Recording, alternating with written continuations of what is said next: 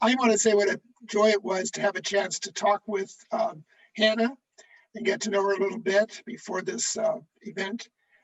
She's a grad student in religious studies at Mount St. Mary's, and she's written about prison abolition and theology for Sojourners, the National Quaker Reporter, and the Living Church.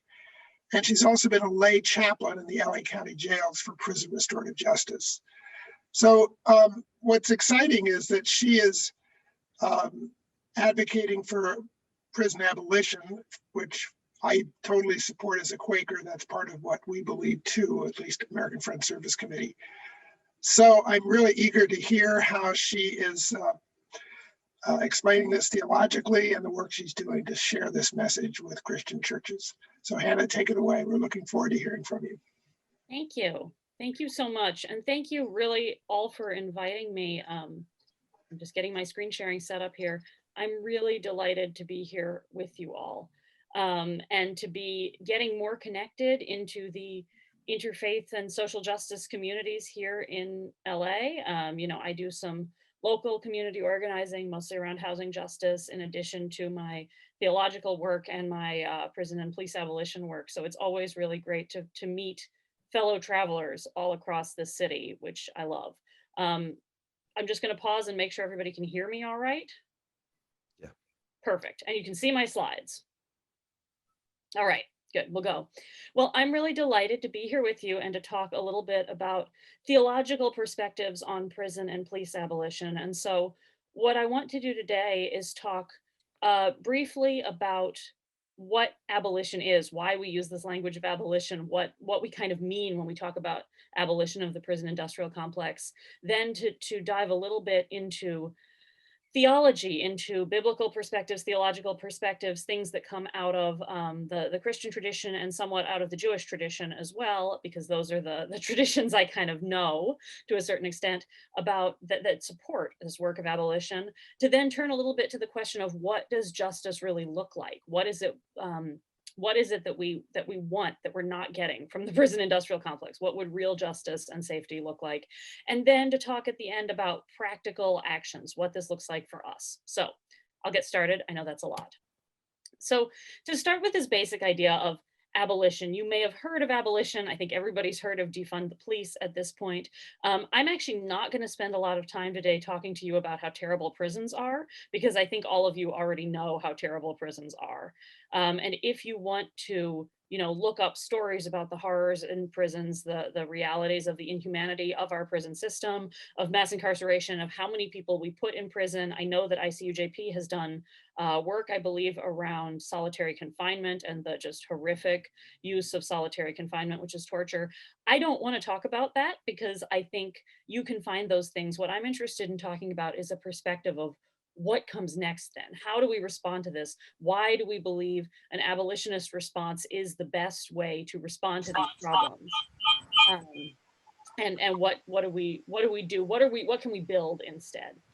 I do want to talk briefly about this term, the prison industrial complex, which you've probably heard, because when we talk about abolition, my work has always been centered on prisons because I came to it from prison ministry and from a real concern for incarcerated people. But obviously, we've also heard a lot about the police, about defunding and abolishing the police, about police violence. And I think it's important that we recognize that these are very, very closely related. Excuse me. So when we talk about the prison industrial complex, what's important to recognize is that all of these injustices in our society feed off of each other.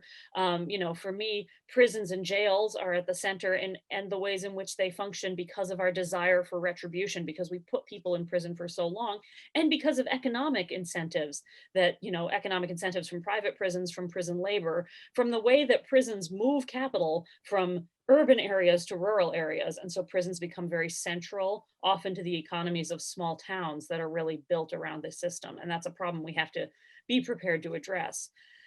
But then off of that, we have all these related systems. We have the system of policing, which is part of this prison industrial complex. And policing, obviously has issues of police violence, but is also about how communities are controlled and surveilled. It's about, ICE and immigration enforcement and the way that families are broken up by the violence of policing. And it's supported, I think we have to recognize, again, by economic forces, right? By desires for gentrification of certain neighborhoods, by things like that. And then when we look at other systems that are also implicated in this sort of, Andrea Ritchie calls it a prison nation, this idea that every system in our society has been kind of caught in this carceral structure of imprisonment. We see that it comes through the way we talk about parenting and childhood in a whole bunch of ways, and the ways in which our schools feed into the school to prison pipeline, and the ways in which our schools feed into prisons by criminalizing certain normal childhood behaviors, particularly by Black and brown children, and the ways in which zero tolerance policies and the child welfare system can work together to uphold this idea that what we do is separate families, what we do is send bad people off to prisons. We see it in the way that survival is criminalized, and what I mean by that is both the ways in which survivors of violence who have had to fight back in their own defense are criminalized, which happens a lot for survivors who are not perfect, who are not, perfect victims who look the way people expect. But it's also something we see, I think, a lot here in LA around issues of homelessness and the ways in which people who are just trying to survive on the street are criminalized for doing so. We see it in the way that mental health treatment is handled, and the ways in which forced mental health treatment is enforced by the police through 5150s and things like that. We see it in the ways that the prison is kind of expanding into our neighborhoods through things like electronic monitoring, through the use of house arrest and the fact that people are on GPS monitors, from the very stringent and really unreasonable conditions that sometimes come with probation and parole, and from additional collateral consequences from things like civil commitment or sex offense registries, which are presented as a way of producing safety, but are in fact also really about providing control and sort of that increase the power of the system in our communities. So the reason I'm sharing this sort of daunting image is to give a sense that when we talk about abolition, we're not just talking about prison and policing as unrelated systems, but we're talking about the way in which this desire to control, to separate, and to punish plays out all across our society. And when we look at each of these areas of how we live together, when we look at homelessness, or we look at survivors of violence defending themselves, or we look at how we parent and how we educate our children,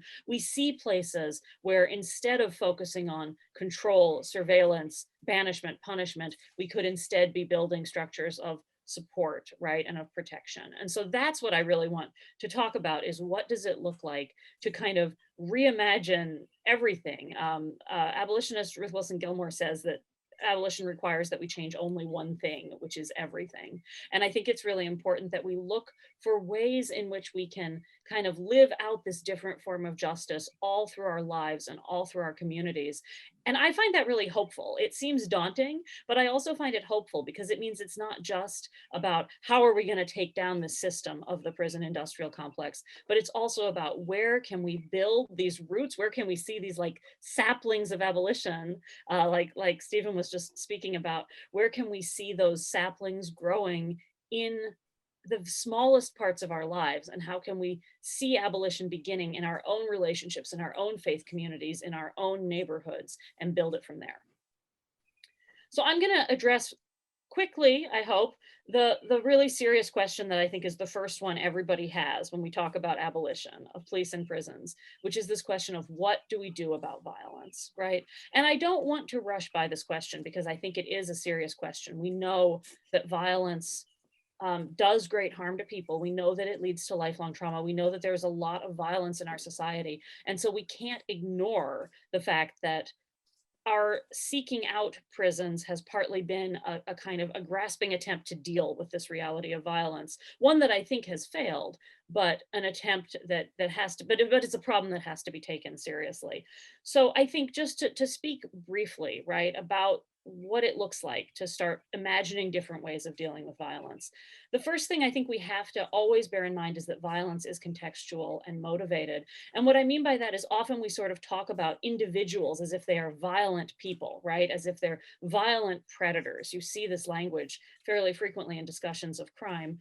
And the reality is that violence happens between people in relationships. It happens in particular contexts. It happens with particular motivations. So it's not that certain people are always dangerous. It's not that, there are no consequences, no boundaries, no ways to address violence except to remove certain people from society, because we can look at what is going on, what is leading to the violence, and how can we prevent it from there. And in fact, I think that's the most responsible way to deal with violence, because our goal is always to prevent violence and not only to lock people up after the fact.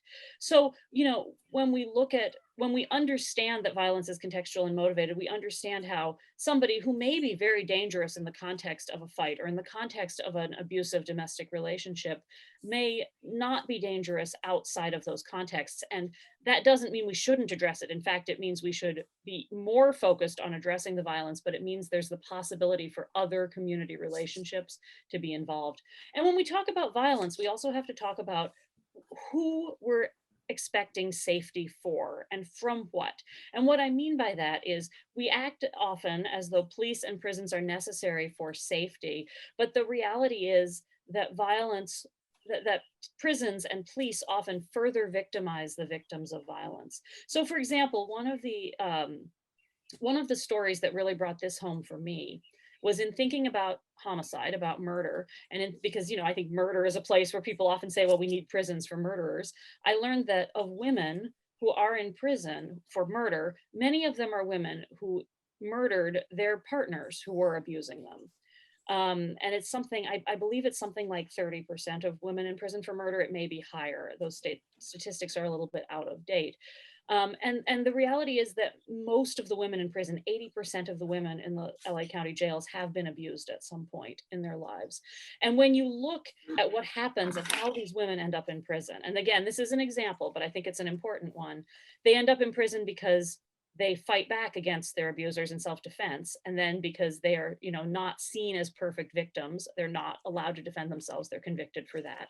They end up in prison because if they don't fight back against their abusers, these women who are abused are sometimes convicted for failing to protect their children. So if they're in a relationship that is abusive and their partners are also abusing their children, if they don't fight back, they are incarcerated. Sometimes women, and it's not just women, right? But I do think it's primarily women and femmes who end up in these, who are disproportionately affected by domestic abuse.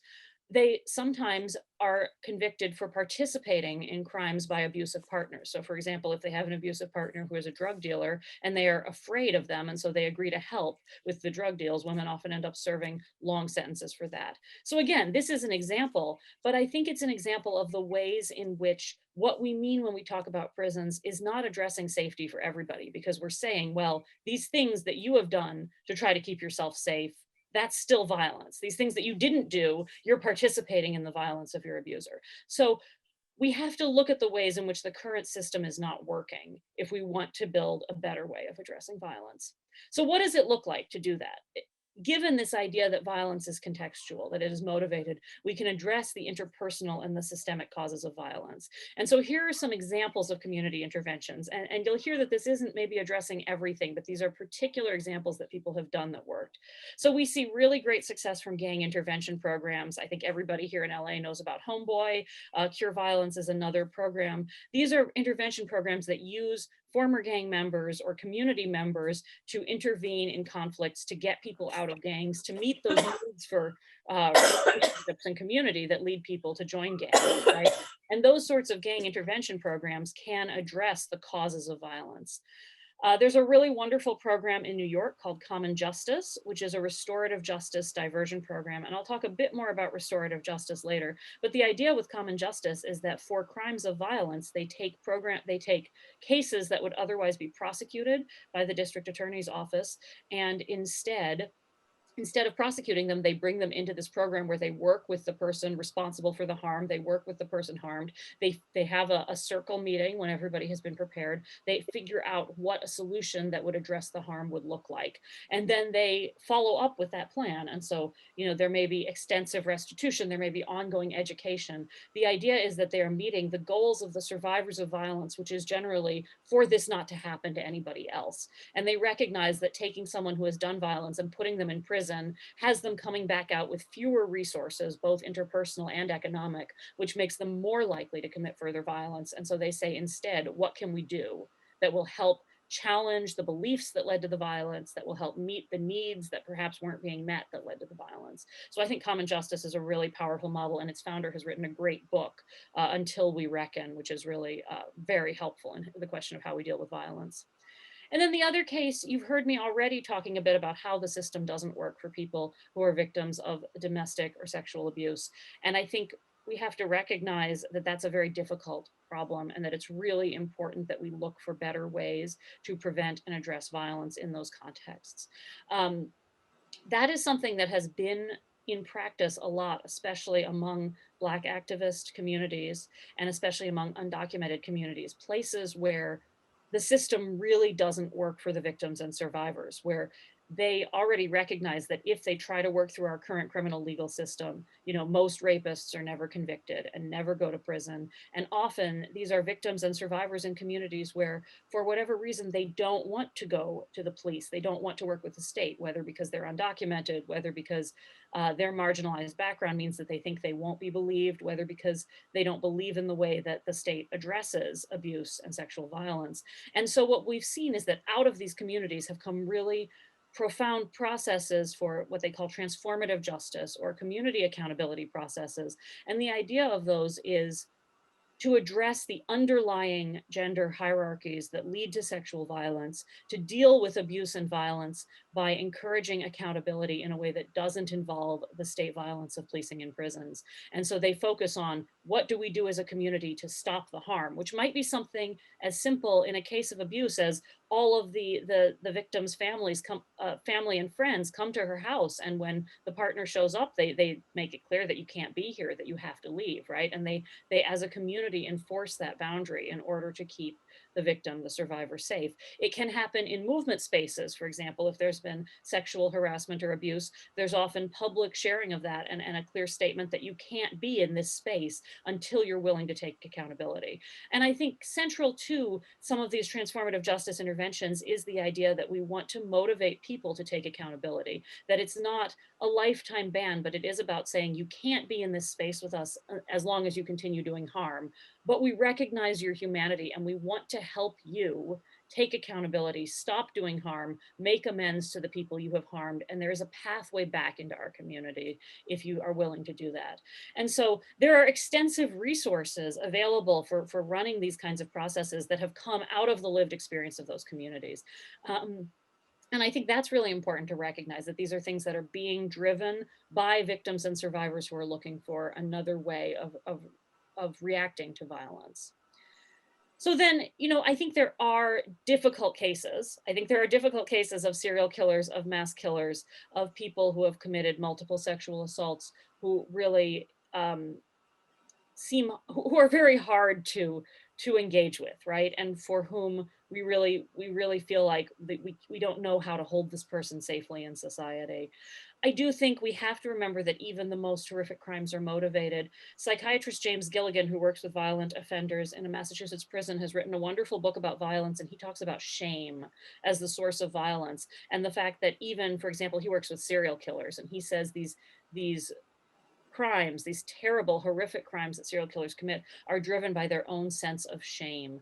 And that being able to address that, being able to see people as human and address that shame, is ultimately what's going to help us break that cycle of violence, to prevent violence, to encourage accountability. Now, look, if we're talking about restraint, I think every abolitionist would agree that we can take action or restrain people if we have to prevent imminent harm. We are not talking about, that there is no valid point to use force. Certainly, if somebody is going to go commit violence, you stop them.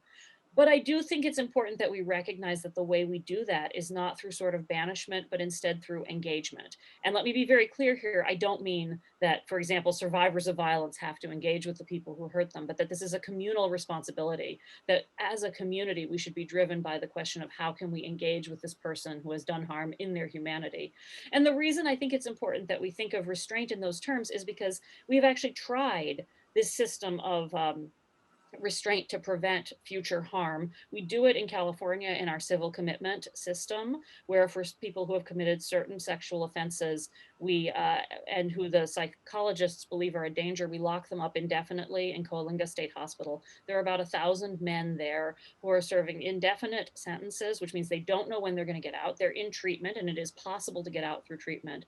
But it is also a system which is tremendously expensive, which is probably unconstitutional, and which is horrifically dispiriting for the men who are in that situation, because they are basically told there's nothing you can do to make this better. You know, maybe you can get through treatment and get out, but the treatment begins from a place of saying, we may never let you out because we believe that you fundamentally are so broken and dangerous. And the reason that I am so passionate in talking about civil commitment, and in talking about how we can restrain and prevent violence in different ways than that sort of banishment, is because my own abolitionist praxis right now, my own justice praxis, is pretty focused around a program called Circles of Support and Accountability, which is an active model of a different way of dealing with people who have committed those sorts of serious sexual offenses. I will talk more about that a little bit later in my talk, but basically, COSA is a program that was started in Canada in the 90s when somebody who had committed multiple sexual assaults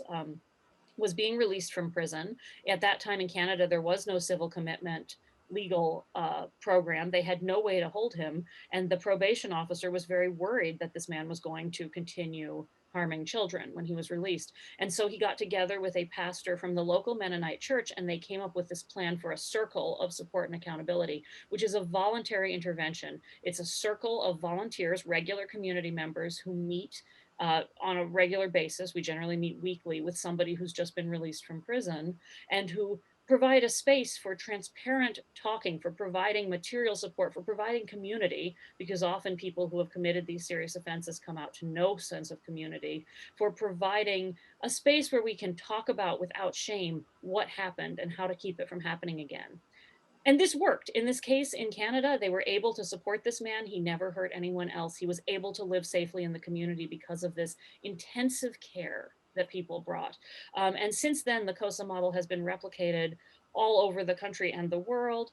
We are currently, we've had a program that we've started last year here in Los Angeles, and I'm the coordinator for that program. So we are starting circles here in Los Angeles. And there's been extensive research on COSA, and the research on COSA has found that it reduces the rate of recidivism, of new harm by these people who are considered very dangerous offenders. It reduces that rate by 90% almost. And so it's astoundingly effective and doesn't require that we build an enormous locked hospital and send people out to the desert, right? So I bring up that example because it is work that is close to my heart, and because I think it's an example of how we can think about violence in terms of communal engagement and in these imaginative ways that can work. That we don't have to say, the response is always to send dangerous people away, but that instead we can engage with them as people. Now, there's not one solution, is what you're hearing, I think, from what I'm saying. I can't say, here is one alternative, here is one simple thing we can do that will stop and address violence. That means we'll never need prisons again. That's not how this works. That's, I think, a lie of the prison industrial complex that says if we just do this thing, our communities will be safe. And what we found is that even though we put more money into police and prisons than any other country, our communities are not safer, and people are not having their needs met by these systems. So there's not a single alternative, but instead what we're doing is building a variety of alternatives as a community.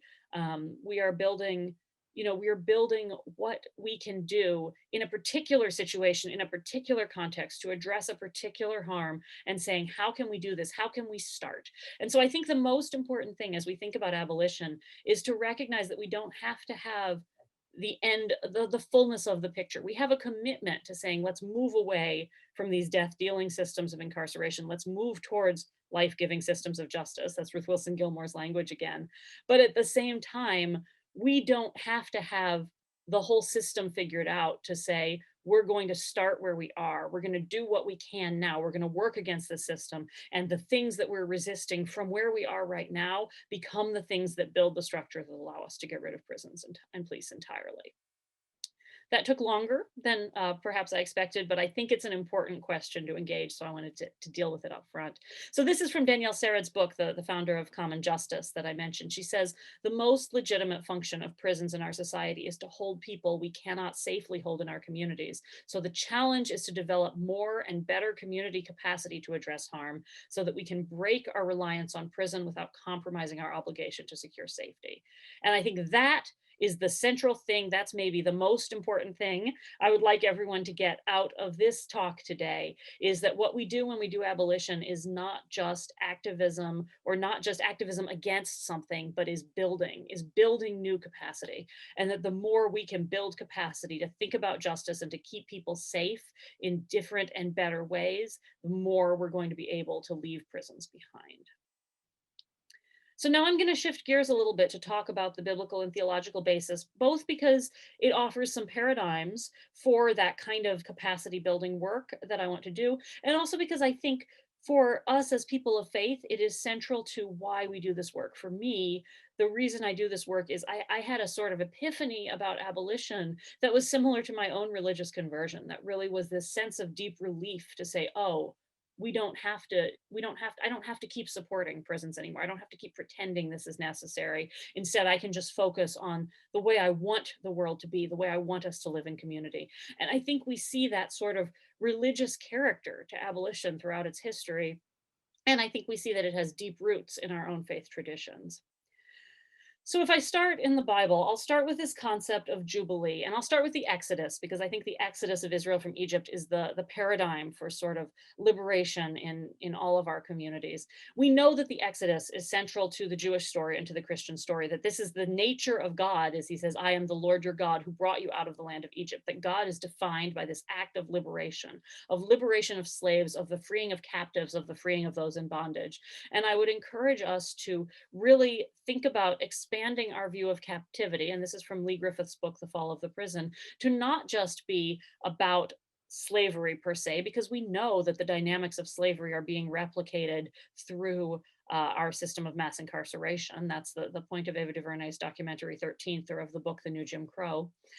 And also to not see this freedom from bondage, to not think of it in solely spiritual terms, as I think we often want to. It does, of course, have a spiritual component. This is about the freeing from spiritual bondage, but we see these powers of evil, of bondage, these powers that want to enslave and make us captive. We see those powers, which are spiritual powers, played out, I think, in material realities as well. We see that there is a power of captivity that is driving our reliance on prisons and police and on these systems which are sort of bigger than just human creations. And so I think it is important that we recognize this freedom from captivity is so central to the nature of who God is. The foundational act of God's covenant with Israel is the Exodus, the freeing of captives. And then in the Tanakh, we see this remembered liturgically by Israel through the Sabbath and Jubilee years, which are mentioned in Leviticus and Deuteronomy. So the idea is that after the people of Israel come out of Egypt, in the Torah, they are given this commandment that every 7 years is a Sabbath year, and then every 50 years, you're supposed to reenact this sort of liberation. So in the Sabbath and Jubilee years, debts are forgiven. Land that has been sold off goes back to the original owners so that everybody can have enough. Those who have sold themselves into bondage to pay their debts are set free. Everything resets. And so there's this great act of liberation, this act of Jubilee, which is the year of the Lord's favor, is the Jubilee year. That's a quotation from Isaiah chapter 61. And that's an important chapter as well for Christians, because that's a quotation from the prophet Isaiah that Jesus uses when he starts his ministry to talk about this idea of Jubilee. And so what I think is so interesting is the way in which this idea of Jubilee and liberation is not just the basis of the covenant with Israel, but is enacted in it. And so Lee Griffith says it was on the basis of God's liberation of the slaves that a covenant was established with Israel. And it was also on the basis of that history of liberation that Israel was to observe the Sabbath and the Jubilee. The proclamations of liberty to captives were concrete social responses to God's liberating activity in the exodus of Israel from Egypt. So we see already in the sort of the story of the law given to Israel, we see already in this structuring of society, this concrete social response that says, we are going to be people of liberation because God has liberated us. And I think what we're looking for when we talk about abolition today is to bring back that sort of concrete social response. So then if I turn to the New Testament, if I turn to Jesus, Jesus proclaims this Jubilee in Luke 4 when he quotes this quotation about the year of the Lord's favor from Isaiah. And he says, the liberation of Jubilee is fulfilled today. He says, I have come to bring about the year of the Lord's favor. So I believe he means this spiritually and materially. Andre Trocmé has a beautiful book, Jesus and the Nonviolent Revolution, in which he talks about the fact that Jesus is actually saying, bringing about a real Jubilee year. He's saying land should go back to everybody. Trocmé doesn't use the language of abolition, but I believe that this is also saying captives should be set free, that he is acting as though this is a very serious and real political thing that is going to happen. And that is why he is a threat to Rome and the Romans crucify him. So the idea that I think is most important theologically here is this idea that abolition is for us today, that it's very easy, I think, for Christians to say, oh, well, of course there won't be prisons when the reign of God comes, right? In heaven, nobody's going to be in prison. But that at the same time, Jesus is bringing something where he's saying this is going to happen now. This is how we should live in the world now. So that's one basis, I think, for why we should encourage abolition now. We should think of it as participation in this work of Jubilee that Jesus came to inaugurate. It's also true that, and this is again from Griffith's argument, that in biblical symbolism, prisons stand for the power of death, that being thrown into the prison, thrown into the pit is an image that is connected over and over with death, that when God frees prisoners, he's freeing those, he even, in some of the Psalms, this comes up particularly, God is freeing those from the prison of death. So Jesus' proclamation that prisoners are free, which he says in Luke chapter 4, he says, I've come to set the prisoners free. It's a proclamation ahead of time of the resurrection, of his defeat of the powers of death, of the fact that the powers of death and captivity are overcome. And so when we look for abolition as Christians, or in Christian terms, it's letting us participate now, here in a material way, in the power of the resurrection. It's letting us say, Jesus is risen from the dead, and that means the power of death is broken. The power of the prison is broken. The new reign of the coming reign of God is here. And we are able to participate in it through this work we can do in our communities for safety, for inclusion, for liberation, for better justice. So that's one side of it that I think is really important, is this Jubilee liberation side, that when we look at our theological tradition, the work of God, one key part of the work of God is this work of liberation and Jubilee, and that's what abolition participates in. Now, I also think the other side of that work of God is this work of covenant community. We might call it reconciliation, although I don't necessarily mean forgiveness by this, but this idea of how then do we live together? And that's why after the Exodus, when Israel comes out of Egypt, God gives them the Torah, and God provides the law as a way of saying, how do we live in a just community? Those two sides of the covenant go together. And so I think this is where it's helpful to come back to the idea of restorative justice, this idea of how do we do justice in a way that is not about banishment and punishment. So this is from a chapter from Richard Buck in a book on restorative justice about specifically the Hebrew tradition and the Hebrew biblical tradition, he calls it, by which he means the Tanakh and also Talmudic interpretation, and how do we see elements of restorative justice within the Bible, even though I think often, we have this mistaken idea that the law of God is harsh, right? Particularly in Christian communities, we have that mistaken idea. So one key point is that justice is the flourishing of the entire community. I think we're often familiar with the term shalom, which is peace in Hebrew, but which means more than just peace, but that everyone has what they need to flourish. And so this is sort of the basic concept of restorative justice, is that justice is about everyone having what they need and everyone being healed. And that includes those who have been harmed, right? That justice and restorative justice is always about the needs of those who have been harmed for healing, but is also about the flourishing of those who have done harm. And what does that look like in a way that is accountable? So we see, these are some examples of how we see that in the Tanakh. We see the discussion of the cities of refuge for killers. So for those who have committed what we might call manslaughter, there are these cities of refuge to which they can flee to avoid basically retributive murders or murders of vengeance. It is, as Buck writes, a safe place to embark on the process of teshuvah, and teshuvah is the Hebrew term for repentance. It means returning. It means taking accountability, right? Coming back and doing things differently. And he says the goal goal is for the person who has done harm to flee to the city of refuge and live.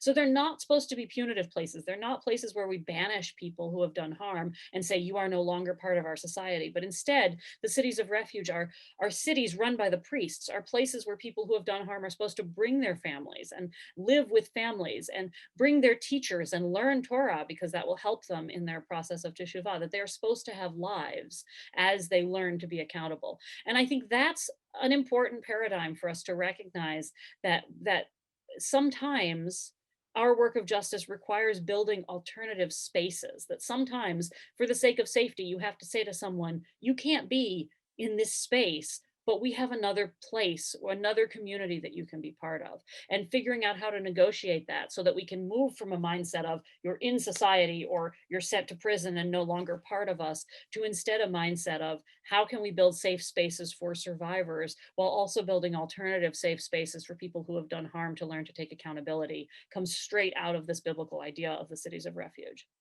So when we look at this idea of teshuvah and also the idea of temple sacrifices for ritual purification, the goal of this purification is always to return to the community. So these are not, retributive, these are not paying back, but they're always about saying, how can we become healed so that we can safely be in community together? And that's a fundamentally restorative impulse.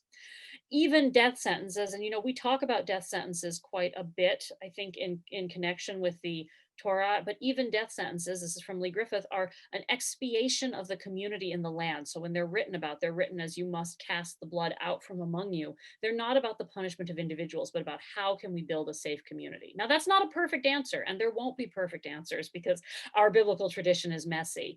But I think we do see these elements of restorative justice, and even the famous idea of an eye for an eye. The interpretation of the Talmud is that this is about restitution. This is not about casting punishment back on someone, but is about making restitution to the person harmed. And I see a hand, and I can't see your name, I'm sorry, but I'm happy to answer questions as I go. No, we usually get a stack going, and I think it's better with your slideshow to continue your presentation, and then we'll capture questions at the end. Yes, and they'll be raising their hand, so right. and we'll call on them for questions. That's perfect. Thank you. Yes, for some reason with my slides up, I can't see everybody's names, and I'm not sure I remember them. So, so we'll do questions at the end if that's all right. I know this is dense. Thank you for bearing with me. So then one more description of this different way of justice. And again, I don't think we have a perfect answer from the biblical tradition. I'm not trying to suggest that. The Bible is, wide and varied on every point, but I do think we can, as we find these seeds of a different way of justice or these themes of liberation, we can draw on them as resources for our own practice. So Jesus' teaching in Matthew 18, this is one of the chapters in which Jesus is sharing parables, is really useful for providing multiple perspectives on a different way of justice. And this is an argument based on Ched Myers and Elaine N's book, Ambassadors of Reconciliation. So in this chapter, it's, as you break it down, the whole chapter is about justice. The first story is about protecting the vulnerable. It's the famous passage that says, if you hurt one of these little ones, it is better if a millstone were cast around your neck. And again, that seems pretty harsh, I think, when we're talking in a restorative justice way, but is an important place to start this because it's making it clear that protecting the vulnerable is an essential job of our communities. That even in this world of abolition, we're not saying, this is lawlessness and we don't care about harm. What we are always saying is, let's build better ways of capacity. Let's recognize that the harm we're doing to people who have done harm is itself violence, but let's recognize that we need to protect all of the vulnerable. Let's make sure that survivors of violence are always at the center of our analysis. And in fact, part of the recognition of abolition is that people who have committed violence are often also survivors of violence, that the line is not clear cut.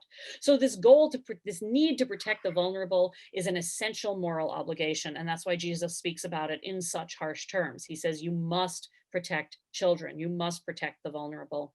But then immediately after that, I shouldn't say but, and then immediately after that, because this is all of a piece, is the parable of the lost sheep. There is more rejoicing. The shepherd goes off, leaves the 99 sheep to go after the one.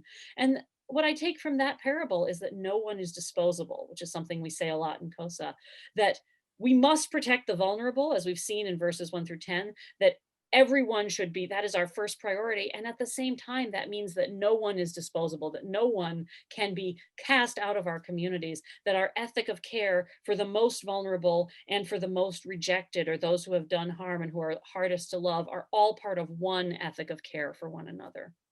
Then, after the parable of the lost sheep, we immediately see a practical description of how to respond to harm. This is where that famous line, when 2 or 3 are gathered together, I am in the midst of them, comes from. And we love to talk about that. I think about prayer and about communion, but it is in context about the process of restorative justice.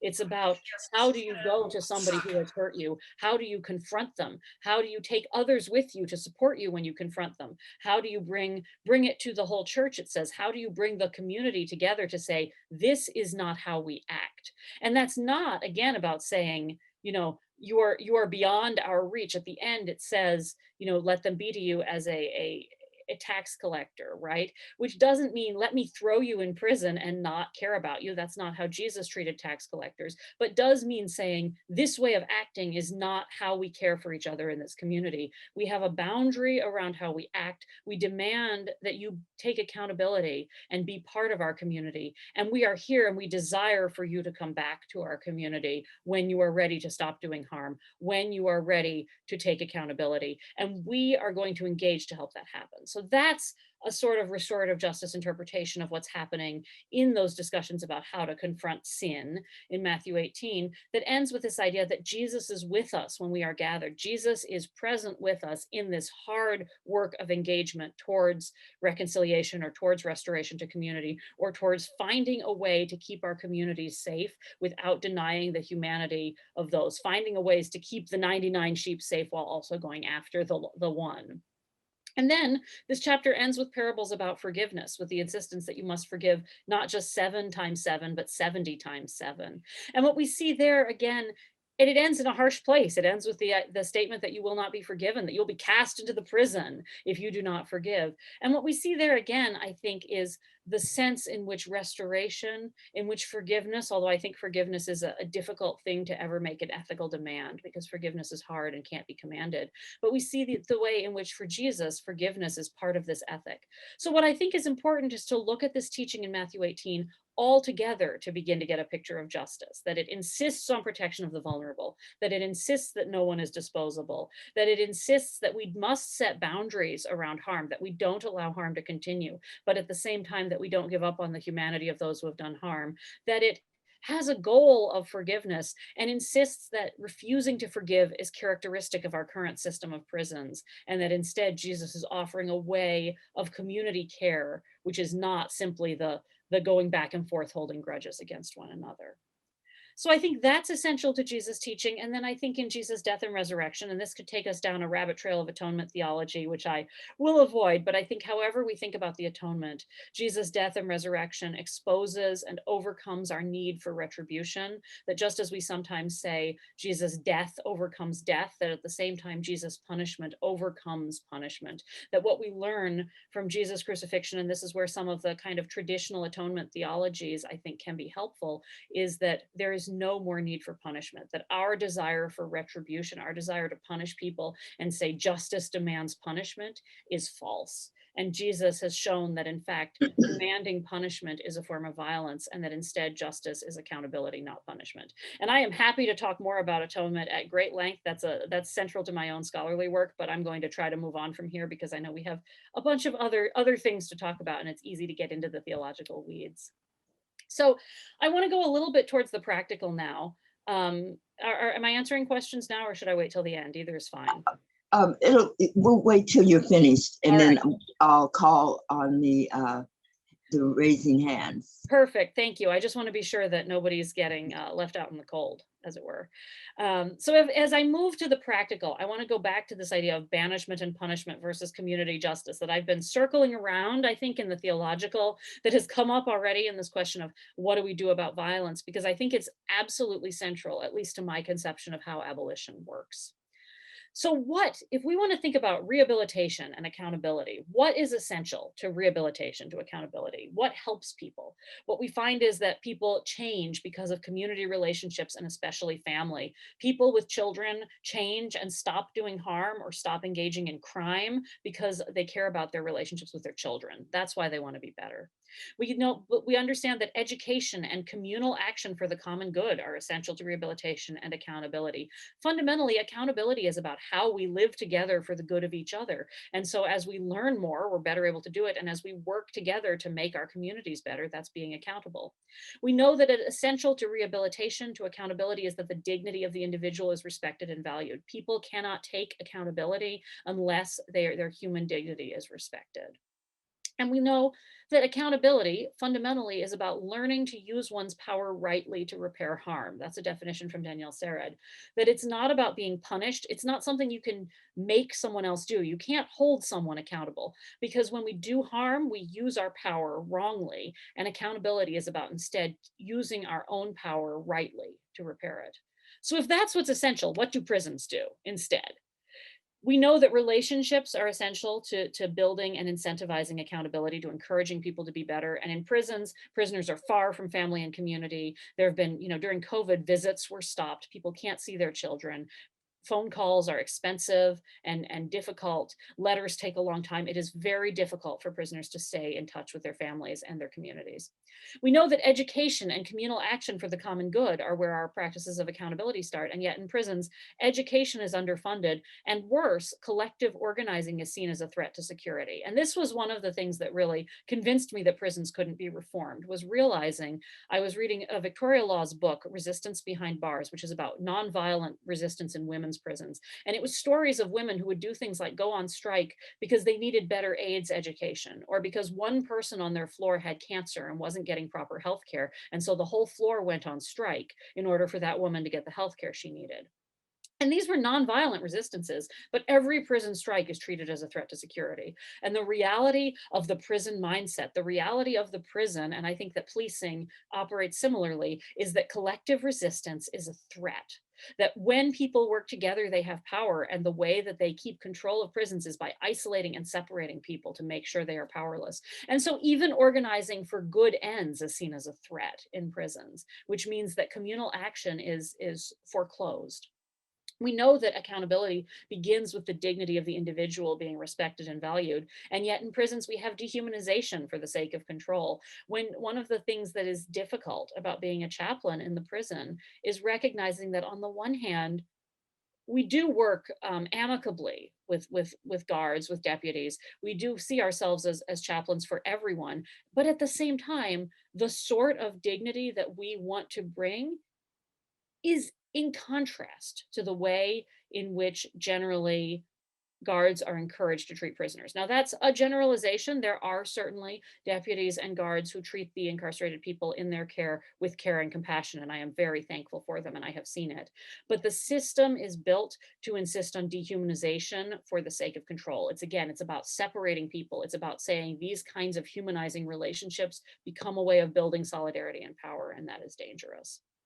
And we know that accountability comes from learning to use one's power rightly to repair harm. And what's underneath all these things that prisons do is imposed powerlessness. It's about taking power away from people, not unjust power, but even the power to do good is taken away from people. And so people are not left with the power to repair the harm that they did. They're not left with this sort of agency, but instead are given nothing. So this idea of accountability versus punishment is really important to me. And you can see I'm coming again around it. And I think it's important to spend some time with, because I think we are not used to talking about accountability in terms that are not about punishment. So accountability, as I've been saying, it has to be taken for yourself, not imposed, whereas punishment is imposed by someone else. Accountability requires you to do hard, active work to make things right, whereas punishment is something that's just endured, as if suffering can make up for harm. And so punishment actually requires less of you than taking accountability. Accountability is aimed at healing and restoration, whereas punishment produces shame and alienation. And you remember I mentioned earlier James Gilligan's work on how shame drives violence. Something else that Gilligan has discussed is the fact that punishment reduces feelings of guilt, while increasing feelings of shame. It makes you feel less guilty about what you did, but it makes you feel worse about yourself. And that's very dangerous because reducing guilt while increasing shame is exactly the kind of thing that leads to violent responses. Violent responses come from shame outweighing senses of love and senses of guilt. And so punishment is actually counterproductive in that it's forcing people, rather than taking accountability and seeing themselves as being able to move beyond the harm they did, as instead being filled with self-hatred, which leads them to act out in violence. This staircase of accountability comes from the Creative Interventions Toolkit, which is one of those community transformative justice toolkits I mentioned for use in interpersonal violence, sexual abuse, or domestic abuse. And you can see it has a clear sense of what is accountability. It starts with stopping the violence. And sometimes that's all you can get. Sometimes the only accountability you can get is let's stop the violence. And that's the first priority. We don't do anything till that's done. Then if someone is willing to take more accountability, you recognize the violence, you recognize the consequences, right? You recognize what the harm has done. You eventually make repairs, you change harmful attitudes and behaviors so violence isn't repeated, and become a healthy member of the community. And the thing about this staircase is not everybody's always going to complete it, and it's not always a linear process. You go back and forth. But I think it lays out really clearly, sometimes the only accountability someone is willing to take is to say, fine, if you're not going to let me get away with this violence, then I'll stop doing it. And sometimes that's all you can hope for. And then you hope that eventually, in supportive community, people will go deeper and deeper into this work of accountability. And this is framed in terms of violence, but I think this is also essential for all of us. I think this sort of accountability work is something we can all do in our own relationships, and we practice it in small ways in recognizing where we're doing harm to each other and working through these sorts of steps. All right. I know I'm running out of time, so we're going to run very quickly through some key practical actions, because I think it's really important to say, if we have all this information, what do we do with it? And in our faith communities, what do we do, right? If this is about little things we can do in our communities, what are those things? So these are some ways I have found it helpful to frame getting into abolition, right? Because I think for a lot of faith communities, abolition feels scary, and it feels scary and political, and it feels like, well, what we have to be doing is going to marches, right? Or is trying to close down prisons. And I don't think that sort of policy advocacy is for everybody. So what I think is important is that there are things across the spectrum we can do that can be part of our abolitionist work. So yes, first, there's policy advocacy, right? We can support reform of the criminal legal system. We can support sentencing reform. We can support the kinds of reforms that will help actually dismantle the system. We can support defunding the police and local campaigns and the things that are being done about the violence of policing. We can support local politics. I think your group perhaps did something with George Gascon, who I think has really been working on this kind of reform. And so we can really focus on policy around local politics, around supporting reforms like Gascon's, on finding more progressive DAs, closing jails. I know that we're really working hard here in LA to close Men's Central Jail, and that's exciting. So there is a policy side, and if that is something you're drawn to, I think faith communities have an essential role in doing abolitionist policy advocacy. But I don't think that's the only thing. I think not every faith community is a policy community. So I think it's also essential that we be building alternatives. You're hearing me talk about building alternative capacity. And so that can be restorative justice programs, getting training, doing conflict resolution, doing restorative justice for harm. That's something we can offer as a service to our communities so that we don't have to call the police, but can say, how can we work this out in a just way ourselves? Re-entry support for those coming out of prison. I've mentioned COSA, and I'll talk a bit more about it in a couple minutes here, as something that we're building right now, and I would love to have folks be involved in. I'm always looking for volunteers for our COSA circles. Supporting survivors and families, right? And so everything from Get on the Bus to actions that are aimed at supporting survivors of violence, all of that is part of building alternatives, and we can see that as part of our abolitionist work. Then I think we do work in our own communities, building accountable communities. You're hearing that accountability for me is the center of this work. And so that's internal accountability processes, by which I mean, what do we do about conflict and harm? Inventorying power relations. How do we handle power in our communities? Do we have hierarchies? Do we have forms of power that are getting in the way of doing harm? Do we have people who are allowed to do harm because they're in power? What are we going to do to break down those issues in our own communities before they're at the level of violence, before there's criminal issues, but instead saying, how can we restructure the ways in which we're together to make sure that we are accountable to one another? And building pods and relationships is a key part of that, recognizing that accountability happens in relationship. And so the concept of pods is very simply the idea that you ask yourself, who are people who I could reach out to if I suffered harm for support? And then who are people I can reach out to for support if I've done harm to someone else? And those are two simple questions, but very profound, to develop intentional relationships of accountability, to say, this is my friend, my spouse, my therapist, the person who I can go to, my pastor, the person who I can go to when I've done harm and want to be accountable for it. And then we look at meeting material needs and that sort of broader social justice as essential to abolition. That I have been focusing a lot on the interpersonal, but we cannot address these issues of violence without addressing the underlying economic causes, the health, the mental health needs, the housing needs, the sort of community stability and overall social justice and safety that's necessary. So that can be housing justice, advocacy, advocating for healthcare for all, mutual aid and outreach to each other. All of that work can be part of our work for abolition if we frame it that way. And then, of course, there's the entry point of theology and spirituality, of chaplaincy in jails and prisons, accompaniment, writing letters to incarcerated people, visiting incarcerated people, preaching liberation and using pulpits and teaching spaces to talk about these things, to bring this conversation into common discussion. And then the sort of abolitionist theology, or doing readings of sacred texts that are looking for the elements of abolition in them, some of what you saw me do today. I got it on my phone if you want. So these are, I think, 5 ways. And part of what I encourage you to do with your faith communities is look for ways to get involved in all of those. Now, I have a couple more slides. If I have like 5 more minutes, I will go through my last couple slides before I take questions, which is to go a little bit deeper into a couple of these questions of advocacy, alternatives, and accountability. But I think this picture is really the key thing I would leave you with, is this idea that we look for these various ways in, and then we figure out, you figure out what will be meaningful in your community and say, all right, where can we do our work, and how can we keep thinking about our goal of abolition and do our work in a way that points towards that, even when we're doing things that everything on this list is, a fairly accessible sort of standard thing for us to do in a faith community. It's not something that's going to start a fight.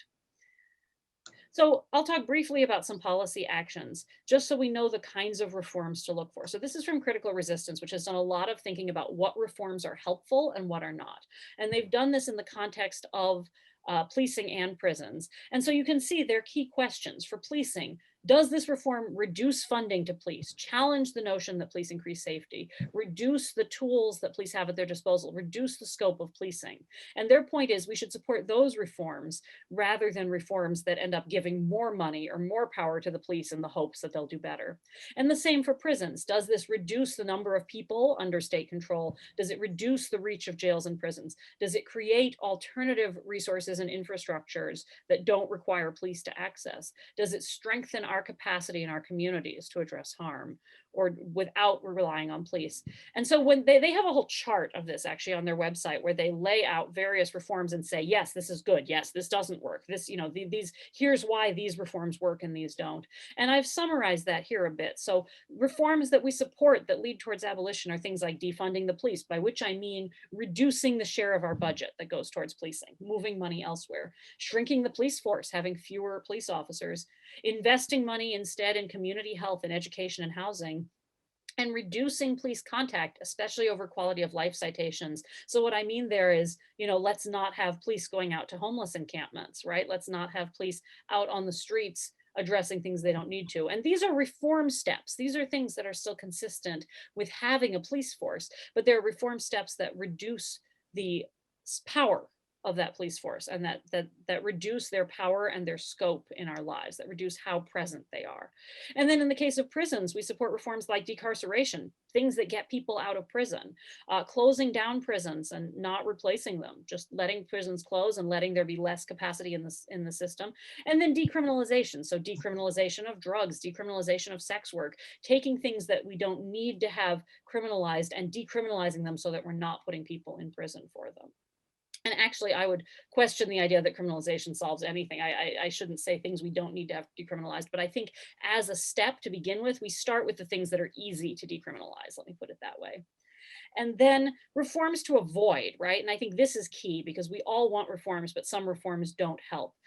funding for body cameras or training, things that give more money to the police, are not helping reduce their power, are not helping reduce the scope. They don't work. They expect the police to change when they're not going to as a system.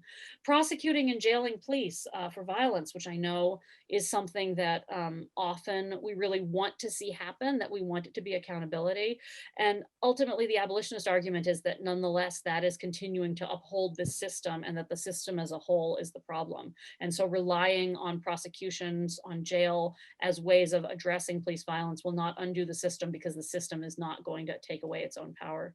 And then in the prison context, reforms like building newer or nicer prisons. I know this came up quite a lot with the LA jails, and the question of if they were going to replace Men's Central Jail with a newer, better jail. And Men's Central Jail is a terrible place, and it's very good that it's coming down. But to replace a jail with a newer jail is, again, investing our resources towards these systems, when we need instead to be saying, how can we have fewer people in the jail?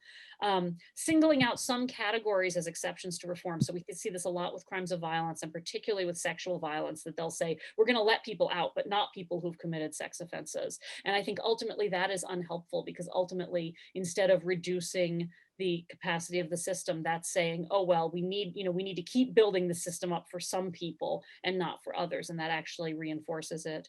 And then investments in things like electronic monitoring. What we find is that parole and probation are much stricter now than they used to be, because they can force people to be on GPS monitors. And so people who would previously have been let free, for example, pre-trial when they made bail, will instead be fitted with a monitor. And every time you surveil people, every time you keep them under control, there are more ways to fail for technical violations to end up back in the system.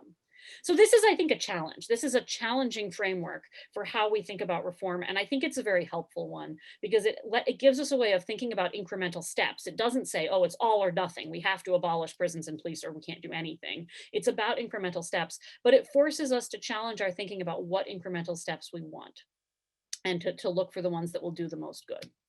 So then, I really think I'm running out of time, and I spoke a bit about COSA already, but on the alternatives, I will just say again, we have recently started the Circles of Support and Accountability program here in LA. We're working with COSA in Fresno, where they've had a very successful COSA program since 2007. And what COSA works with is people coming out of prison for a variety of reasons, but generally people who have served long sentences, lifers on parole, or people who have served long sentences, and frequently people who have committed sexual offenses, because that is a population that is often marginalized, that doesn't have community, that doesn't have a lot of services. And so they are particularly in need of this sort of intensive intervention. And the COSA model, as I mentioned, is that volunteers circle around this core member, that the volunteers meet weekly, that there are also, if professionals are necessary, we will encourage core members to get therapy, right? To work collaboratively with their parole officers, things like that. But that COSA is just ordinary people, that I find this to be a tremendously empowering intervention, because it's saying we, ordinary people, can form a circle, can meet weekly, can build a community, can provide a space where we can talk with complete transparency about harm, about violence, about sex, about how we undo those narratives that lead to harm and build different narratives. And just by coming together, we can be enough to prevent harm. So I'm really passionate about this work, and I think it's this kind of alternative. COSA is not explicitly an abolitionist program. It has a lot of different instantiations in different places. And in Canada, for example, it's run out of the Department of Justice. So again, it's something that doesn't require you to be fully on board with abolition all the way, but is the kind of work that I think is essential as we build that capacity to have a world without prisons. So I put that here to do my brief moment of hard sell, to say, hey, if anybody is interested, I'm always looking for volunteers for more circles. We have 2 circles here in LA now, and we're always looking for more. And then talking about accountable communities, I think I already mentioned this. I do have some materials on my website which are specifically about Christian communities and using our faith resources to think about how we envision accountability. And I won't spend more time on that now, but I do think this idea that part of our abolitionist work is learning to think about and practice accountability in small ways with each other is an essential and an empowering thing. So ultimately, I'll just bring it back to this quote from Will Campbell, this idea that this is an essential part of our faith practice. And here, from a Christian perspective, is this quote. Will Campbell was a Baptist and writing in the 60s, and an early prison abolitionist who says, you know, if as we believe the first certain Christian community was those 3 criminals and prisoners at their execution on Calvary, then we who call him Lord, Lord must bear witness to his promise to the criminals and prisoners. I tell you this, today you shall be with me in paradise. The good news from God in Jesus is freedom to the prisoners. And so I hope that we are finding ways here to bring that good news of freedom into practice in new ways in our faith communities. Thank you. Thank you, Hannah. I mean, you said a lot, and thank you, Dave, for making sure this is recorded. Hannah, would you make sure that you put your contact information in the chat? I will do that. I'm actually going to stop. Yes. Yes, I'm going to stop. This is something that has been with my heart for quite a while, and I've worked with the Sheriff's Department, the Police Department, and also with a group called Ceasefire. So I want to make sure we keep in contact with this. I would love to stay in contact. And would anyone who would like to speak, please put your hand up. And we just have a little amount of time, I think, right now. I'm sorry, I talked long. And oh no, that was beautiful, beautiful, because you covered all the different information, including the ministers all working together. You covered the groups. You covered teaching the care and compassion. You covered releasing dehuman. I can't even say the word, but you know what it is. You know, so all of these things. So, and we can hear it again. So, and your baby didn't come through, which would have been okay. She let mama talk. So first in the chat, and also there was a few people that came in, I noticed, like Reverend Chris and some other people. So if you have a question or response, would you just introduce yourself first and then go forward into it? So let's take, let's go into the chat and see who's raising their hand.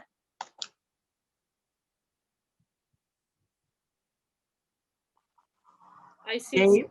Ruby? Yes. Okay, let's start with you, Steve. Thank you. Wow, Hannah, really remarkable. And I could gather that many of your slides, if not the whole presentation, is at christiansforabolition.org. These slides are not yet up there. I'm happy to send a PDF of these slides to this group, and I will post them eventually. These are new slides. There are other slides on the site. That's wonderful. I mean, tell me where the seminar, the semester length Hannah Bowman senior lectures are, because each section of this could widen out to entire programs. I'm so impressed and grateful.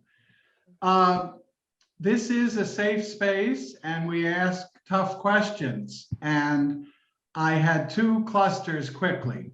Mm-hmm. When I talk about some of these issues, I get a cognitive dissonance from people between the words abolition of prisons and police. And then you spoke at various points that there may be need for restraint, that you may have to step in to prevent and deal with immediate violence. Biblically, you talked about moving people to another community. And then finally, you talked about reducing funding for police, not abolishing funding for police, or shrinking the police force, not abolishing the police force. So to help us when we carry this message out to people, am I perceiving inconsistencies in the rhetoric that's going to cause people to not be able to take the positive message? So I think when I talk about reducing funding to police, that is very much as an incremental step on the road to abolition of the police. I do not believe that police, as they are constituted should exist. I believe that we should abolish funding for police. I do not believe we should have armed agents of the state whose goal is to enforce laws and put people in prison as the people responding to crisis in our communities. I do think that crisis intervention is something that is sometimes necessary. I do not believe that law enforcement agents are the right people to be doing crisis intervention, because law enforcement agents are looking for crimes to punish. And I think we can find better ways to have nonviolent and de-escalation for crisis intervention. And that sort of intervention is things that we can practice doing for each other, right? And that in many communities, people already do for each other. So that's to answer the question about reducing versus abolishing funding. I think it is useful to be able to recognize incremental steps, because the question I often get is that, you know, abolition feels all or nothing, right? And so I think it's useful to be able to recognize these are the incremental steps that start getting us there. We start by reducing police funding, and then as we reduce it and as we build other capacity, we can reduce it more and more until we've abolished it completely. In terms of the question of restraint, and you know, I think this is, I don't think it's an inconsistency so much as I think it is recognizing the nuance of the situation. And I'm insisting on holding that tension because I think saying, you know, well, we're just gonna not worry about this is not responsible, right? And I don't think any abolitionists are saying that, but I think we are accused of saying that, because I think we have to always have concern for people who have been harmed. So in terms of restraint, my usual metaphor for this is it's like taking the keys away from your friend who you know is drunk so they can't drive, right? That's a form of restraint. That's a form of restraint you would do for a friend. It's not violence. It's not removing people from society. It's not taking their liberty away, but it is saying, hey, you're drunk, I'm gonna take your keys, you can't drive. Or another way to think about it is that when we think about restraint for imminent harm, I think about it as how would you restrain the person you love most in the world? Right? If you know that your spouse or your child is going to go out and hurt somebody, if you know that they want to go seek revenge for something that's been done to them, whatever, if they're so angry they're going to go hurt somebody, you're going to stop them because you don't want them to do that. But you're going to stop them in a way that is not abusive, that is not violent, that is not saying you're a bad person who has to go to prison. And so I think that's a really helpful model. I think the question of restraint is really hard because, you know, civil commitment did come from this well-intentioned desire to restrain dangerous people, and it's proven to be inhumane and horrible. But I do think that question of what do we do, you know, do we if we have to intervene in violence, we can do it. But part of the importance is that we're not saying we have to call the police, we have to have the state, we have to have the prisons. We're saying, how can we do this ourselves in our relationships? How can we prevent the people we care about from doing harm? I don't And know if that's my, Okay, thank you. And Ruby, I asked, the follow-up is, you didn't mention any international model. And you could do it in the chat or later through us.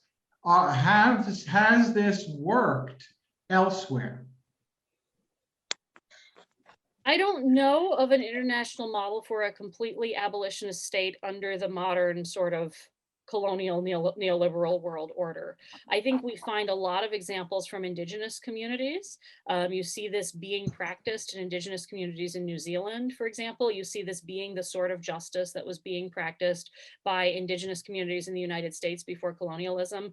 I think the bigger systemic issue is that imperialism, colonialism, and the spread of capitalism in those particular ways has sort of structured a world in which this is hard. And so rebuilding it is not something that can be done without further changes to the system. That's the anti-capitalist piece of my presentation, which I left out. oh, okay, thank you. And Andy, you had your hand raised.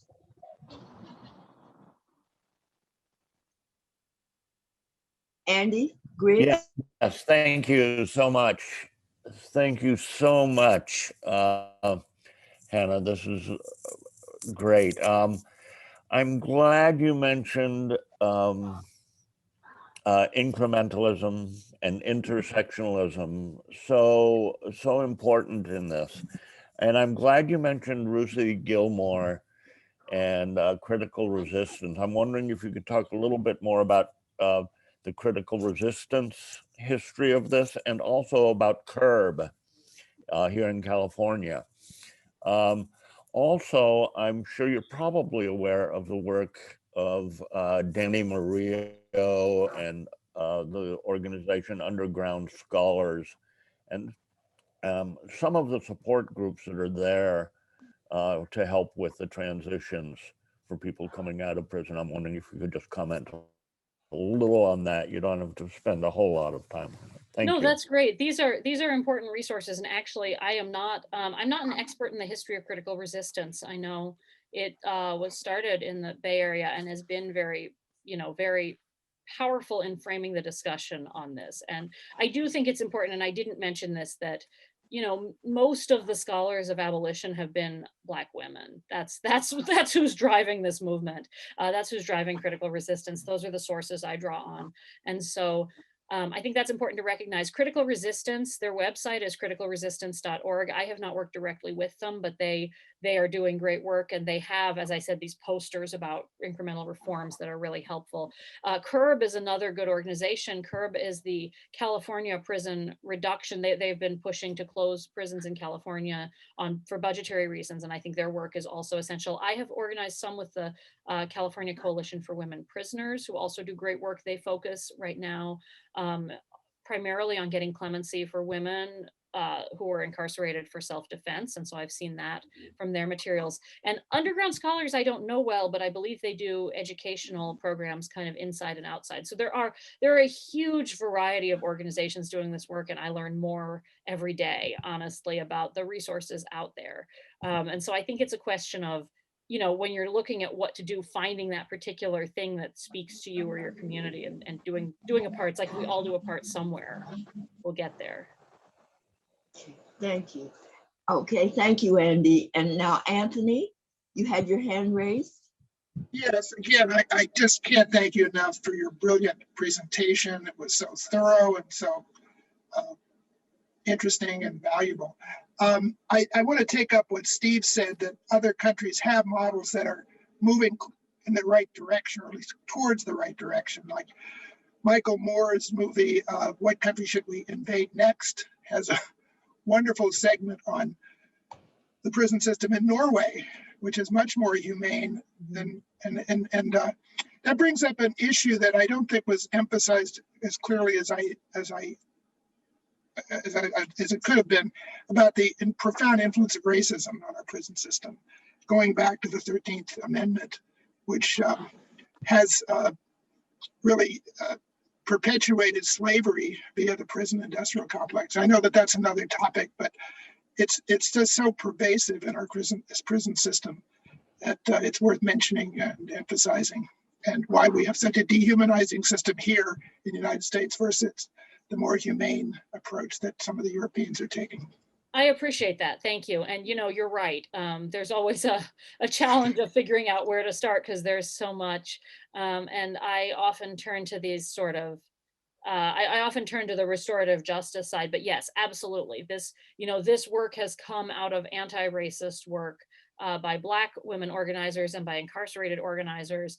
And yeah, it's absolutely, the New Jim Crow, I think, is the essential read on how prisons and mass incarceration were about the 13th Amendment, about the perpetuation of slavery, the perpetuation of our race relations. And it is absolutely true that the ways in which violence and crime are racialized are the reasons that our prisons are so inhumane. I think the point about Norwegian prisons is good. I always hesitate to bring that up as a model, because I think, looking back at that critical resistance, non-reformist reforms, the idea that what we're trying to do is get people out of prison, and the Norwegian more humane prison model is often picked up, and not by you, of course, Anthony, but is often picked up by people who are saying, well, we should build better prisons like the Norwegian prison. And that's not the goal. And the other thing I think to recognize, and this goes with the question about the pervasive anti-Blackness that drives prisons in the United States, is that in some place like Norway, where it is more racially homogenous, the prison system is more humane, but we're finding there is, for example, great injustice and inhumanity in the treatment of immigrants and in people who are coming in from the Middle East, who are not as white, who are not citizens. They don't get to benefit from those more humane prisons. And so I think, to me, that points again to the fact that as long as this system is built on racialization, on racism, on anti-Blackness, or on the sort of colonial oppression of people who are different, it's always going to perpetuate itself in these unjust ways. But that's a really important point, and I appreciate you bringing it up. I'll add a slide next time. Thank you. Thank you, Andy. And now for Stephen, or that was Anthony. Stephen, you had a question? You had your hand raised? You're muted, Stephen.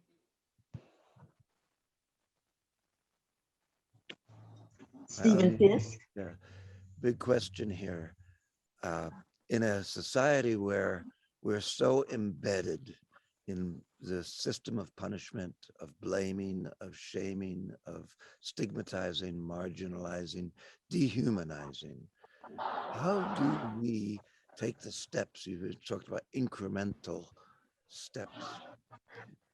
How do we, in a society that is so violence-based, what you're talking about is really embracing nonviolence on a broad scale, because this can't happen just, you know, in certain segments. It has to happen on a broad scale. How do we do that? You know, I think we start where we are. I am a big believer in the I'm a big believer in the biblical metaphor of fermentation, or I mean, it usually gets talked about in terms of salt or in terms of yeast, but I'm also a cook and I've been reading about fermentation and this idea that, you know, if you put salt in food, then it ferments it and turns it into pickles, right? If you put yeast in bread, it gets across the whole thing. So I'm a big believer in this idea that the things we start in our own communities are things that are going to expand to the broader scale. I'm not interested in let's change everything all at once, because I don't think there are simple solutions, and I don't think we can change our whole culture at one fell swoop. I don't think we can pass a law that will abolish prisons. But I think what we do is we start building where we are. And, you know, we say, well, we can build spaces where we can talk without shame about sexual violence. Let's build those spaces. It may be one circle of 5 people here and one circle of 5 people here and one circle of 5 people here in our community. And we're going to build more and more of those spaces until we normalize it. We can build communities where we talk about accountability rather than punishment. And that may be in our families and in how we parent our children. And it may be in how we live in our faith communities and how we restructure the way we think about, you know, ecclesiastical discipline in our faith communities around these ideas. And it may be in how we work in the organizing spaces that we're in. And so we start building where we are. And it may be, let's go get to know our neighbors and make sure we can call each other if we have a crisis, or we know what each other's needs are in our neighborhood, so that we don't have to call the police. You know, I'm involved with housing and homelessness organizing with West Valley Homes Yes and the West Valley People's Alliance. And some of what we do that's really profound is having relationships with people on our outreach routes, and our outreach volunteers go out and they have relationships with the people on their routes, so that if there's a crisis, those unhoused folks call them, they call the volunteers, and we help, you know, de-escalate and handle whatever is happening. Not necessarily mental health crises. Obviously, there are things for which you need professionals. But I think the more we are building those relationships and building at the small scale, the more we're able to say, oh, we don't have to look to the police as the solution for every crisis. We don't have to look to the model of prisons and punishment. So I don't know if that's the answer you were looking for, because you're right, we are in a very violent society. But I find it really empowering to think about, how can we do this? How can I do this in the spaces where I am? And how can we change where we are and be a model, and sort of trust that that fermentation is going to expand elsewhere in our society and let it grow. Like this community today. Like this community. Thank you. Thank you. Joseph, you had a question? And then I think Carol Francis has her hand up. So it's Joseph. Could you unmute yourself? Yes, indeed. Sure. Oh, good. Part of the problems that's behind, or is part of this mess, is that there's a difference between crime and harm. And, you know, people get mixed up about that, and they say, oh, gee, you know, we have to reduce crime. But crime's pretty selective. It's a creation of the political legislative system, and we know that that's money washed and you know, other problems. So I'd like you to talk about that. That's another thing that delegitimizes the current system as practiced and really requires us to just get a whole moral lens and look at this stuff and straighten this out. Because some of the worst things, for example, mortgage manipulations that may be legal or may be illegal, but they kick 10,000 families out into the street. How much domestic violence does that cause? How much disrupted childhood does that cause? How many street crimes come from that? Yet that person, I remember an assistant DA told me, he worked and worked to try to get a judge to send one of those folks to do prison time, and the judge wouldn't do it. Well, I'm not in favor of a judge doing that, but on the other hand, an assault where you push somebody and steal their purse, watch out. Please tell us something about that. I think that's really important. And that's another thing I did not have time to get into today, was this question about crime versus harm. Yeah, crime is a socially constructed phenomenon, right? Crime is a function of what we make laws about and of how we think about it. And crime cannot be separated from these questions of racialization, that things that are done by poor people, by people of color, get constructed as crimes, whereas things that are done by rich white executives don't. So I think the best example I know of this is about wage theft, that wage theft is rampant in industries. People are underpaid, they're not paid overtime, they're not paid the wages that they are due by contract. This is not a crime. And so it is possible to sue for lost wages, but it's not a crime, even though it's the single biggest amount of theft by amount of money stolen in our economy. And that's because wage theft is done by people with power against people without power, right? And so the way that crime is constructed always depends on power. And I think we see that as well in these cases of violence when we're talking about, for example, who has the right to defend themselves from abuse, and the fact that women, particularly Black women, are often convicted when they're acting in self-defense against abusers. They're convicted of murder, or there was this case with Marissa Alexander who shot a warning shot and was sentenced to 20 years in prison for it. And luckily that conviction was later overturned. But this is an enormous problem, and it's because the construction of crime is based on hierarchy. Basically, self-defense laws exist for white men to defend themselves. And when other people use those laws, when other people fire a gun in order to protect themselves, reasons are produced by the system why that was not a valid self-defense or why that was a crime. And so I think we have to be really aware that law is not the arbiter of morality, right? That even here, this is not just a hypothetical thing or a, this is even here in LA right now, the city council is voting next week to make it illegal for unhoused people to live or sleep in public in large sections of the city, right? Anywhere near service centers, near freeway underpasses. They're cutting out all these areas where you're not allowed to sleep. This is making it illegal to be homeless in public. Now that's a crime, but it's certainly not harm. And so in the restorative justice or abolition world, it's much more useful to move to this language of harm, to look at what is actually happening, who's being harmed, and how can we address that harm, not by saying, here's a violation against the state we have to punish, because that's never going to be used against the people with power, but only against the people without power. But instead to be saying, what's the harm? Let's not worry about punishing those things that aren't doing harm, but where there is harm, how can we heal it and how can we address it? So yeah, I think that's a very important point. Thank you. Thank you, Jill. And Carol Francis, you had. Yes, thank you. Melina Abdullah said she believes in prison abolition, but as long as there are prisons, she wants police who murder people to go to prison.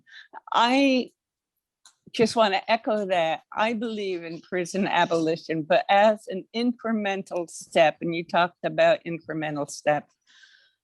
I really want police who murder people or beat people to be sent to prison, because I believe the biggest reason why Blacks and people of color are being killed by the police is the impunity that they get from police believing they're above, the laws against murder are not for them. And until they go to prison, I also believe that wage theft and other crimes, like you said, committed by the powerful against the powerless, those are the people that I would like to see get prison, even if it's one day in jail, I mean, it's going to make a difference in the future, as opposed to a person going to prison because in a fit of anger and rage, they did something violent, which obviously prison is not going to be a deterrent. But I want to ask you more about COSA, because I think that's really fascinating. If somebody in LA wanted to get involved in COSA, what would that look like? Well, you said there are weekly meetings. What could you tell us more about that? Yeah, let me speak to that first, and then I do have some comments about this question of policing and just framing that in an abolitionist way. COSA, you can contact me. I'll just put my other email here in the chat. You can, anyone who is interested in COSA can contact me. We have trainings. We're having a training at the end of August, which is an all-day training for volunteers. What we do is we interview volunteers who are interested. We train them in this, we do about 8 to 10 hours of volunteer training. We form a circle, and then the circle begins meeting, and we meet weekly. So right now we have one circle, which is meeting in person, which meets every week for about an hour. And then additionally, you maybe call the person in between. We have another circle, which because of various sort of COVID reasons has been meeting by phone and Zoom with somebody who's actually still incarcerated. So sometimes meetings begin before release, sometimes they begin after. But basically the commitment is to be part of these weekly meetings and ongoing support for a year. So it is a fairly serious commitment to be available. Of course, people have vacations, people don't make every meeting, but to be available consistently and be part of the circle for a year. It is also profoundly transformative work. I'm finding that COSA circles are a space of transparency, vulnerability, and accountability that I have never experienced elsewhere. So I would love to have people reach out who are interested, and you can email me at that email address, and I'm the LA coordinator for COSA. In terms of this question of policing, I think, I do not want to see cops go to prison, and that's because I don't want to see anyone go to prison. I have seen what prisons and jails are like, and I believe that that is violence, and that committing that further violence against people doesn't help. But I also think there's a strategic reason not to want to put cops in prison, and that's because ultimately I believe that all the things we do that legitimize the system make it harder to change. And so I think the more that we say people who've committed wage theft or cops who have committed violence should go in prison, every time we do that, we're saying, oh, well, this system actually works. And I don't believe it does. I believe it's illegitimate. Now, that's not to say I want there to be no consequences, because I do believe in consequences, but I think those consequences do not have to be in the prison system. So I think that cops who have committed violence should never work again as cops, right? I think that the way we change the system and the way we change the power in the system is not by taking individuals and sending them to prison, but by saying, we see this crisis of police violence, and so we're going to take money away from the police department. We're not going to let policing as a system sacrifice certain individuals in order to save its legitimacy as a system, but instead we're going to say, we're going to defund the system. We're going to take away your money. We're going to fire cops, and they can never work again as cops. So I don't believe in impunity. I think that, in fact, avoiding impunity is essential, but I do think that ultimately the correct response is that response of accountability, which is taking away their power over other people and simultaneously holding spaces to say, if you want to take accountability, we want you to be accountable. I know there are, differences in the abolition movement clearly on these concepts. And so there's not necessarily a right answer, but that's a little bit about my thinking. Okay. Thank you. And our last question will be from, I see on here, there's a Fern at SBC Global Net. That's me. Oh, okay, Fernando. Yes. That's put my name on it. But anyhow, yeah, I really agree of many of what you said. This is really part of the systemic racism or systemic problem that we face in this country. We have 2.3 million people permanently in jail, and another 3 to 4 million in and out in a court system and jail system. Even Jesus Christ has said, it's hard for the wealthy person to go to heaven, because simply when the money become their god, you know, they forgot the humanities that goes with it, you know. And I think this is the same thing what's happening now, you know, these neoliberalization policies that making the whole world poor, particularly the one that controlled by the United States and so forth. And so this is really a systemic problem. I hope you discuss more about this, you know, systemic racism and so forth. You know, definitely we should support each other, because right now I'm heading this ending the systemic racism, and everything you said is correct. And so I guess maybe my question is that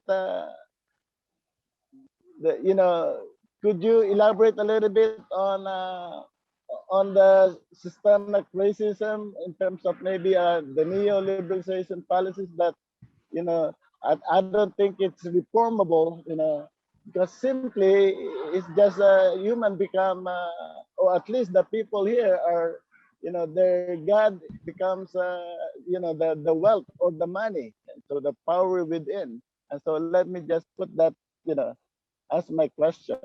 Thank you. Yeah, I think that's really important that yes, you know, prisons are driven in this country by systemic racism. And so struggling against them requires resisting systemic racism, and it requires resisting racial capitalism, which I think is a really helpful concept on that side of it, which is the way in which capitalism requires the sort of stratification of society by race in order to support the ongoing production of capitalism, right?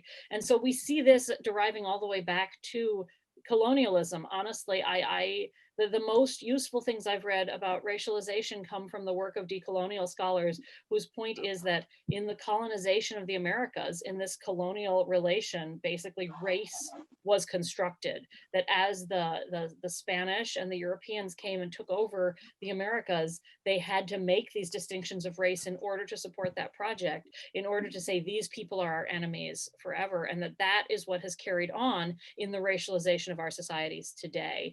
And so when we see systemic racism against, you know, Black and brown people, that's coming in part out of this imperialist desire for expansion, this desire for land. That when we see anti-Indigenous racism, that's also coming out of this history of colonialism, and that it does in fact play out all over the world, that the neoliberal paradigm of the world is a form of imperialism, right? And that the ways in which we sort of relegate certain industry to the third world and don't provide resources and development to third world countries is part of this ongoing legacy of colonialism. So I think that's an important perspective for how we look at this and say, where is systemic racism? How is it entwined with capitalism?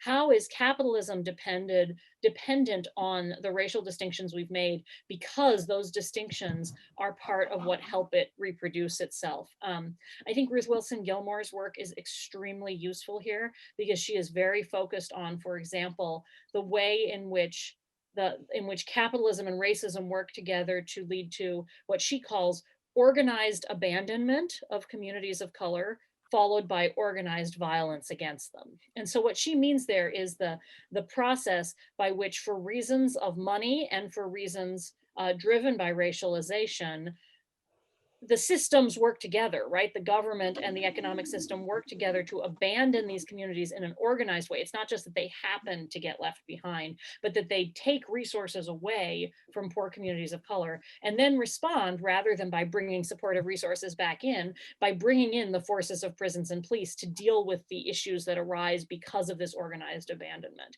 And so I find that concept of organized abandonment particularly helpful in thinking about, if we look systemically at who holds the means of production and how is race entwined with who holds economic power, what we see is that the solution, right, part of the work of abolition is undercutting those economic and racial systems that are in place. And so it is saying we've got to invest money in these communities, and not in a way that says, the people in power get to determine where the money goes or who determines services, but we have to invest money in communities and let communities self-determine what they're going to do with it, right?